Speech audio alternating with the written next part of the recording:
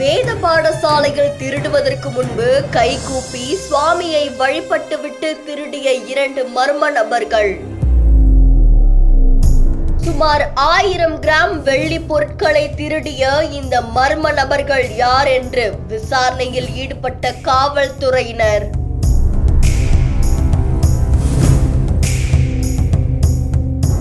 பதுங்கி வந்த மர்ம நபர்களின் சிசிடிவி காட்சிகள் வெளியாகி பெரும் பரபரப்பு ஏற்பட்டிருக்கு.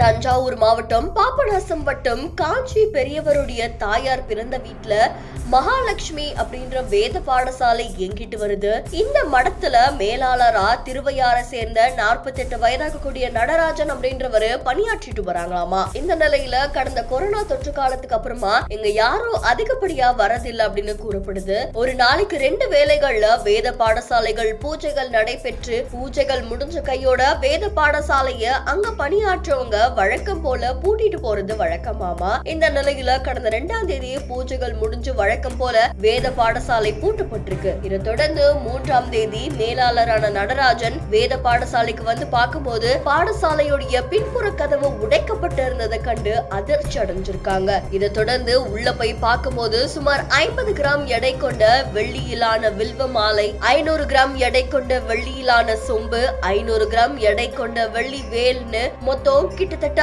1050 கிராம் வெள்ளி பொருட்கள் திருடு போனதா சொல்லப்படுது. இதை தொடர்ந்து நடராஜன் கபிஸ்தலம் காவல் நிலையத்துல புகாரும் கொடுத்திருக்காங்க. புகாரின் பெயர்ல போலீசார் வழக்கு பதிவு செஞ்சு விசாரணை மேற்கொள்ளும் போது அங்க இருக்கக்கூடிய சிசிடிவி கேமராக்களை ஆய்வு செஞ்சிருக்காங்க. அப்போ வேத பாடசாலைக்குள்ள அதிகாலை 4 மணிக்கு 2 மர்ம நபர்கள் உள்ள நுழைஞ்சிருக்காங்க. அதுல ஒருத்தர் பேண்ட் ஷர்ட்டையும் இன்னொருத்தர் அவருடைய வேட்டியால முகத்தை மூடியும் வந்திருக்காங்க. திருடுறதுக்கு முன்னாடி அங்க இருந்த ஒரு நபர் சுவாமிய கைகளை கூப்பி வணங்குற மாதிரி செஞ்சுட்டு திருட்டு சம்பவத்துல ஈடுபட்டது பெரும் பரபரப்பை ஏற்படுத்தியிருக்கு. இதை தொடர்ந்து கபிஸ்தலம் காவல் ஆய்வாளர் மகாலட்சுமி அவர்களுடைய தலைமையில 2 தனிப்படையினர் இந்த மர்ம நபர்களை தேடிட்டு வரதா கூறப்படுது.